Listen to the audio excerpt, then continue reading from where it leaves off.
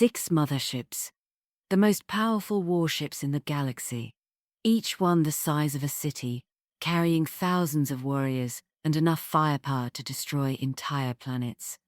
In less than 5 minutes, they were all gone, vaporized by a species that had barely learned to leave their own world.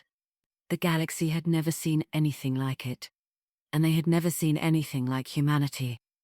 For thousands of years, we thought we knew how the universe worked. Strong species conquered weak ones. Advanced civilizations crushed primitive ones. It was the natural order of things. A world so dangerous that most species would die just breathing its air. A world where the weather could kill you in 100 different ways. A world that should have been completely lifeless. Instead, it produced the most terrifying species the galaxy had ever encountered. Not because they were evil or cruel, but because they were something far more dangerous. They were unpredictable. This is the story of how humans first joined the galactic community, as told by an alien historian many years later. The strange world called Earth. When we first found humans, we could not believe what we saw. Their planet Earth was unlike anything we had ever discovered. Most worlds in our galaxy are calm and peaceful places. Earth was wild and dangerous. The weather changed all the time. Hot deserts sat next to frozen lands. Storms raged across the oceans. The very air they breathed would poison most other species. Yet somehow, humans lived and grew strong on this harsh world. Because Earth had such strong gravity and dangerous conditions, humans became incredibly tough. They were much stronger than almost every other race in the galaxy. They needed less oxygen to survive. They could handle toxic gases that would kill us instantly.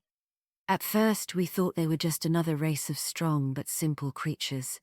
The galaxy has many such species, powerful but not very smart. These races rarely cause problems because they cannot build advanced technology. But humans were different. They were not just strong. They were also clever. Not the smartest race we had met, but smart enough to be dangerous when combined with their incredible strength. First contact. Humans lived in a part of the galaxy we called the empty zone. We thought no intelligent life could develop there. A research ship was sent to study this region and prove it was truly lifeless. The ship started picking up strange signals. They were simple but clearly made by intelligent beings. Following these signals, they found Earth. According to our laws, when we find a new species, we must be very careful. The research ship moved into orbit around Earth, staying near its large moon. They watched and studied the humans from far away. At first, humans seemed trapped on their planet. Their technology was not advanced enough for space travel. But as time passed, the researchers noticed something alarming. Humans had built satellites, then a space station. Then they had people living in space. Worse yet, the humans had detected the research ship almost immediately. They began sending signals to it. Panicked by this discovery, the research team fled back home without trying to communicate. The Great Debate. When the research team reported what they found, the Galactic Council, the Rakor had eventually been controlled through careful diplomacy. But humans seemed even more dangerous. They were stronger and smarter than the Rakor had been. Some council members suggested destroying humanity while they were still weak. Others argued that every species deserved a chance to join the galactic community. The debate went on for years with no decision. The Rakor strike. The Rakor themselves grew tired of waiting. They had supported destroying humanity from the beginning. Without permission from the council, they sent warships to attack Earth. The first attack force was a destroyer with fighter escorts. Their mission was to bomb Earth back to the Stone Age. These ships never returned home. Worried and impatient, the Rakor sent their most powerful warship, a mothership. These massive vessels were like floating cities, carrying entire fleets of smaller ships. Sending a mothership against humans seemed like overkill, but the Rakor wanted to be sure. The first battle. As the mothership approached Earth, it received a simple message from the humans. Turn back now. The Rakor ignored the warning. They found Earth defended by a small fleet of crewed human spaceships.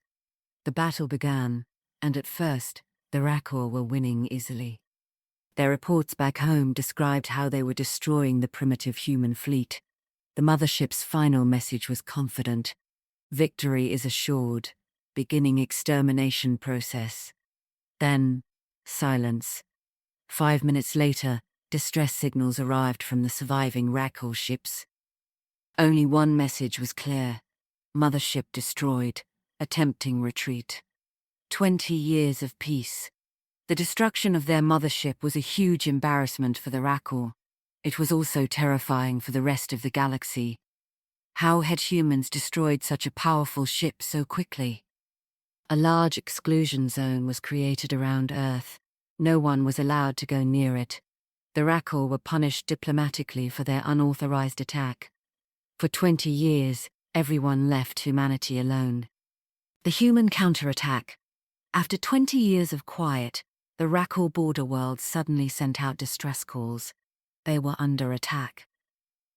The Rakor gathered all 6 of their remaining motherships into one massive fleet, but they faced something impossible. 3 human motherships had appeared from nowhere. These human ships were crude and blocky compared to Rakor designs. They were slower, and their weapons were less advanced. But they had armor thicker than anything ever seen before. Humanity had reverse-engineered Rakor technology and built their own fleet. The Great Battle. The battle between human and Rakor fleets was enormous. It lasted for hours and covered a vast area of space. It remains one of the largest battles in galactic history. At first, it seemed the Rakor would win again. Their ships were faster and more maneuverable. The human ships, while tough, were taking heavy damage. But then humans revealed their secret. 6 missiles launched from the human motherships, 2 from each ship. 4 of these missiles hit their targets, creating explosions as bright as stars. 4 Rakor motherships vanished instantly. The remaining Rakor ships tried to flee, but it was too late. More missiles followed. Soon, all 7 Rakor motherships were destroyed. The surrender. With their main fleet gone, the Rakor could not resist the human advance. Human forces occupied most of Rakor territory without serious fighting. A new human ship called the Apollo landed on the Rakor capital world. Human soldiers stepped out and performed a ceremony honoring their first moon landing centuries before. Then they accepted the complete surrender of the Rakor nation. Unexpected mercy. Everyone expected the humans to be brutal conquerors. They thought human slaves would replace the Rakor, and Earth would use their world as a base for further conquests. Instead, humanity surprised everyone with their mercy. They did not take Rakor land or enslave their people. They only removed the Rakor leadership and put them on trial. The message. After accepting the surrender, humanity sent a message to the Galactic Council in many languages. This message comes from humanity. We have accepted the total surrender of the Rakor to the United Earth Space Force. We do not want war. We want peace with all who accept us. But we could not allow a deliberate attack on our home world. We know we have not signed your treaties, but we learned about them from Rakor prisoners. We want to put Rakor leaders on trial for breaking these treaties. If you refuse, we will try them under human law instead. We come in peace, but we are ready for war. A new beginning. The council quickly agreed to the trials. They did not want to anger the people who had just destroyed 6 motherships in minutes. More surprising was how humans treated the defeated Rakor. No territory was conquered. Lands the Rakor had taken from others were returned to their original owners, but Rakor homeworlds remained free. The Rakor government was changed into a democracy. With human help, they rebuilt what the war had destroyed. Over time, the Rakor people abandoned their warlike culture. They became peaceful traders and close allies of humanity. The secret weapon. Years later, historians learned about humanity's secret weapon. Humans called them nuclear bombs, weapons so dangerous that humanity almost destroyed themselves while developing them. After the war, humans completely erased all information about how to build these weapons. They removed every document and every computer file. They wanted to make sure no one could build them again until someone invented them independently. Peace, at last. What had once seemed like the greatest threat to galactic peace became one of the most peaceful members of the community. Humanity joined the Galactic Council after Earth unified under one government. The Rakor became humanity's closest friends and allies. Together, they worked to keep peace in the galaxy. Many species adopted humanity's first message as their motto. It perfectly described the human approach to galactic politics. We come in peace, but we are ready for war. And so humanity took its place among the stars, not as conquerors, but as guardians of peace, who would fight fiercely to protect what they loved.